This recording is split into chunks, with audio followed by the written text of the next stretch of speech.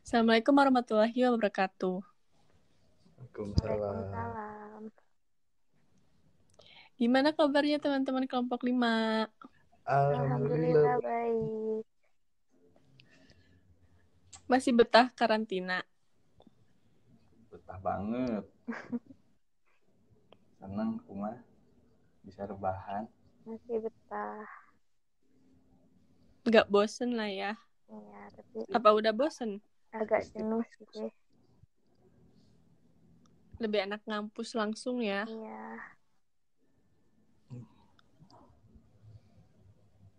Ngomong-ngomong kita belum kenalan nih. Kenalan dulu tuh. Oke, kita kenalan ya. Jadi, kita semua ini dari kelompok 5. Kenalin, aku Hanifah Siti Almira, NIM 7111818006. Dan di sini aku sebagai host. Di sini aku nggak sendirian. Aku sama teman-teman aku yaitu Andini, Dimas, dan Rahmat. Halo. Halo. Tapi boleh deh kalian kenalin masing-masing. Andini, kenalin dong sedikit. Halo semuanya, aku Andini Wahyuningsi, NIM 7111818004. Berarti panggilannya Andini aja ya. Iya. Selanjutnya ada Gimas. Halo. Boleh kenalin? Ya, aku Gimas Arwin, NIM aku 7111818044. Panggilanku Gimas. Halo Gimas. Halo. Rekan aku yang terakhir yaitu Rahmat. Rahmat boleh dong kenalin? Nama saya Rahmatullah, NIM 71181042. Halo. Halo semua. Panggilannya? Oke. Rahmat aja.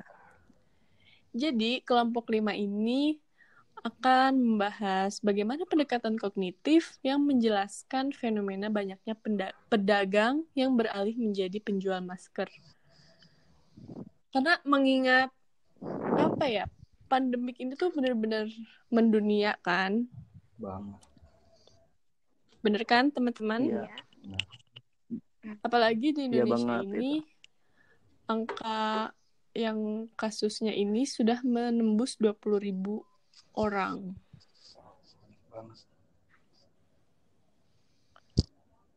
Nah, pastikan kalau misalnya dampak dari pandemik ini banyak sekali, khususnya kayak para pedagang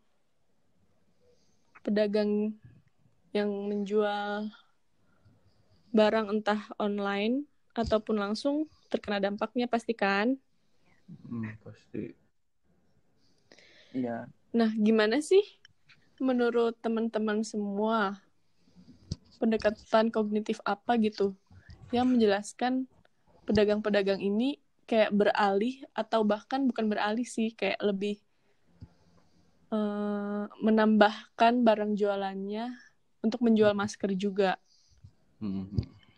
Boleh dari Andini gimana tanggapannya? Kalau dari aku sendiri ya, seperti tadi yang udah disinggung sama Almira sebelumnya, aku mau ngasih sedikit opini terkait dengan fenomena yang maraknya banyaknya pedagang yang jual masker. Tadi dari sudut pandang kognitif, yaitu decision making, availability heuristic. Nah, singkatnya, si availability heuristic ini ialah strategi untuk membuat keputusan berdasarkan kemudahan suatu informasi tertentu untuk muncul dalam pikiran. Jadi makin mudah si informasi ini ditangkap dan diingat, makin besar juga pengaruhnya bagi seseorang untuk mengambil keputusan. Tadi kan udah disinggung juga ya, hampir 2 bulan ini virus COVID ini masuk ke Indonesia. Barang-barang seperti masker, hand sanitizer, ataupun alkohol itu pas awal virus ini muncul, jadi barang yang susah dicari kan, baik di apotek ataupun di supermarket. Nah, akibat permintaan konsumen yang tinggi, sedangkan ketersediaan barang, khususnya masker ini, jadi sulit dicari, membuat harga masker per satuan ataupun per boxnya bakal melonjak tinggi. Nah, hal inilah mungkin yang melatar belakangi banyaknya para pedagang yang beralih menjadi penjual masker dadakan. Nah, karena masker ini jadi barang yang paling dicari oleh masyarakat, terus keuntungan yang didapatnya juga lebih tinggi kan karena barangnya sulit dicari tadi. Terus kalau misal Misalkan bisa juga sih penjual ini beralih karena membandingkan hasil penjualannya yang dulu sama penjualan masker, otomatis kan lebih tinggi yang jual apa sih lebih tinggi harga jual masker kan dibanding barang yang sebelumnya mereka jual. Jadi mungkin itu salah satu alasan kenapa para pedagang itu beralih menjual masker. Terus karena banyaknya juga pedagang lain yang jual, jadi mereka ikut-ikutan jual. Mungkin sih itu kalau pendapat aku terkait maraknya pedagang yang beralih menjual masker ini. Kalau dilihat dari availability tadi yang familiarity, karena si pedagang ini ngambil keputusan berdasarkan kemudahan informasi yang muncul dalam pikirannya, yaitu banyaknya orang yang butuh masker sama keuntungannya bakal nambah karena adanya pandemi ini. Kalau dari aku segitu sih. Jadi kalau overconfidence indecision mas, secara singkatnya itu kepercayaan orang lebih tinggi dari yang seharusnya berdasarkan kinerja aktual mereka pada tugas tersebut. Jadi para pedagang ini tuh terlalu percaya diri bahwa nih aku barang dagangannya pasti laku nih. Jadi malah dampaknya itu malah mereka tuh menimbun si masker-maskernya ini kayak gitu. Jadi menurut Andini the available heuristic ya. Iya. Aku mau nanggepin juga sih kayak ya emang bener sih terhadap fenomena yang kayak para pedagang menjual masker tuh emang pakai teori ini karena kan emang orang juga kan emang lagi butuh, bener kata Andini tadi. Nah terus juga mungkin sebenarnya kalau pedagang-pedagang ini kayak nggak pure jualan masker juga, jadi kalau misalnya dia fokusnya di bidang aparel kayak gitu, kadang mereka bonusin orang yang belanja itu pakai masker atau enggak pakai hand sanitizer juga kayak gitu. Ya nggak sih? Iya. Kadang suka ada yang pedagang kayak gitu. Ya itu juga kan emang meningkatkan penjualan juga kan. Karena emang orang lagi butuh kayak gitu. Tapi kalau menurut aku sendiri, ada lagi nih teori kognitif yang lain. Gimana? Kalau menurut aku sih kayak karena banyak yang merasa masker ini barang paling langka ya waktu pas awal-awal pandemik. Jadi kayak para pedagang ini juga overconfident indecision kayak gitu. Jadi orang-orang yang pedagang ini tuh pada nimbun masker gitu. Jatuhnya kan emang jadi nambah langka kan barangnya. Iya. Tapi lihat sendiri kan kalian sekarang orang-orang yang overconfident itu malah jadi rugi.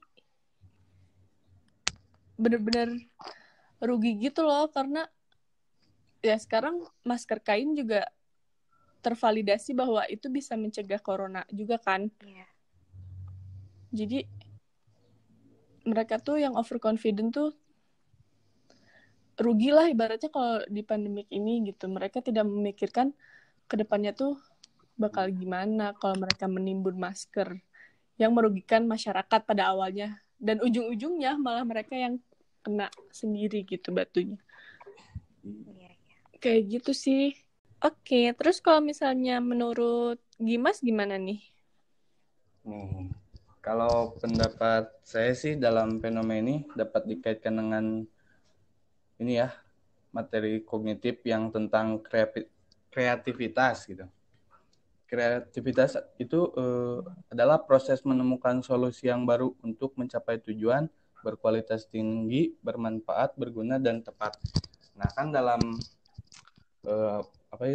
dalam fenomena ini gitu, kita kan pasti butuh masker dan tadi kata Andini juga banyak orang-orang juga yang jual masker gitu. Jadi nggak satu orang, dua orang. Jadi kita harus bersaing gitu untuk jual masker. Banyak orang-orang gitu sekarang yang kreatifnya tinggi gitu, nggak cuma masker medis, tapi kan sekarang banyak gitu penjual masker yang ada masker kain, terus yang itu tuh masker hijab, tahu nggak sih kalian masker hijab kan sekarang ada tuh yang gitu. Yang nyatu sama kerudung.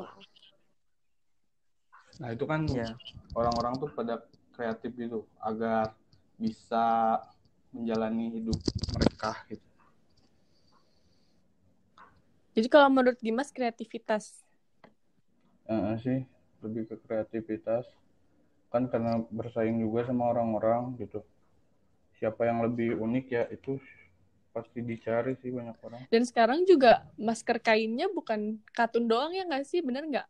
Iya. Iya sih, Ada banyak inovasi lain, banget. model-model lain yang baru. Ada bentuk tayo, ada bentuk apa banyak lah pokoknya. Iya, yang karakter gitu.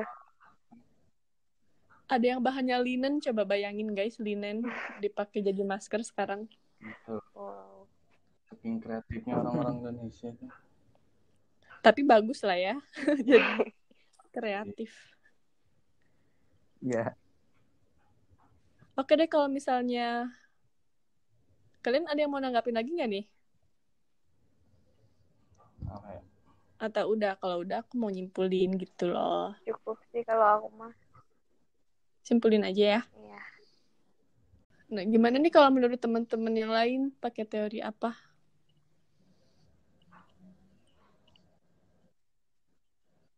kalau di aku, di Rahmat Herullah, ada metode heuristik.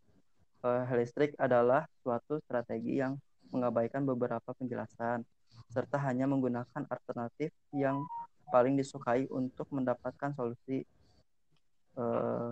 Misalnya nih, banyak pedagang yang jualannya gak laku. Nah, si pedagang-pedagang ini jadi jualan masker sebagai ganti jualan yang gak laku itu. Terus banyak toko-toko juga yang nyediain promo-promo masker gitu buat meningkatkan ekonomi mereka di kala pandemi ini gitu. Jadi maksud Rahmat, keputusan mereka untuk menjual masker ini tuh pakai metode yang heuristik itu. Ya, jadi biar ada alternatifnya, biar mereka dapat uang. Biar nggak gitu. rugi-rugi amat ya. Oke, jadi kita langsung simpulin aja. Kalau dari kelompok 5 ini, ada 4 subbab yang paling menonjol terhadap fenomena pedagang yang beralih menjadi penjual masker. Yang pertama itu dari materi decision making yang di availability heuristic. Jadi kalau misalnya menurut teori ini, karena banyak yang butuh masker, jadi pada pedagang ini menjual masker. Dan juga karena banyak yang pedagang beralih menjual masker, banyak pedagang juga yang ikut-ikutan jual masker, kayak gitu. Terus yang kedua ini ada overconfident indecision.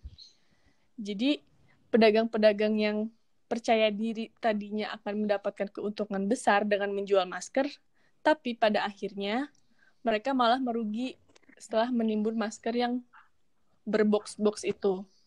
Karena sekarang banyak masker yang mudah ditemui, kayak gitu. Selanjutnya ada dari materi problem solving, yang strategi problem solving. Menggunakan teori heuristik kalau misalnya pedagang ini beralih ke penjual masker, karena daripada rugi, mereka lebih baik menjual masker karena emang lagi dibutuhkan. Selanjutnya yang terakhir adalah kreativitas. Jadi, pedagang-pedagang ini, karena banyak pedagang yang menjual masker, mereka ini akan bersaing. Mana nih masker yang paling kreatif? Ya itulah masker yang banyak diminati oleh para pembeli, kayak gitu. Ya mungkin itu sih kesimpulannya. Tapi sebelum penutupan nih, ada nggak pesan dan atau harapan deh untuk Indonesia ini, teman-teman? Kalau dari aku sih ya semoga pandemi ini cepat berakhir ya. Semoga kita bisa aktivitas normal lagi, bisa kuliah lagi, bisa keluar lagi. Terus yang lain apa? Ada harapan atau pesan-pesan? Pesan nih buat orang-orang Indonesia, jangan beli baju lebaran dulu, Mereka beli baju lebaran. Jangan keluyuran dulu. Kalau dari aku, semoga vaksinnya cepat ditemuin gitu. Jadi virusnya cepat hilang. Nah, kalau dari aku, Ya aku akan menyimpulkan dari semuanya aja ya, karena emang ya itu gitu. Semoga pandemi ini cepat berakhir, kita bisa beraktivitas kembali, dan ya dengan harapan kayak gitu, ya kita harus tahu diri lah ya, kita harus stay at home, mengkarantina diri agar pandemi ini juga cepat berakhir. Kayak gitu. Amin. Dan semoga juga ya vaksinnya cepat ditemukan lah ya. Mungkin sekian dari kelompok 5. Mohon maaf apabila ada kata-kata yang tidak enak atau menyakiti atau menyinggung oknum-oknum tertentu ya. Ya. Mungkin semoga bermanfaat ya diskusi kita kali ini, dan harapan dan pesan-pesannya itu bakal diterapin sama kalian yang mendengarkan podcast kita. Oke. Udah sih gitu. Udah. Wassalamualaikum warahmatullahi wabarakatuh. Waalaikumsalam. Waalaikumsalam warahmatullahi wabarakatuh. Dadah. Dadah. Dadah. See you in next chapter ya. Enggak.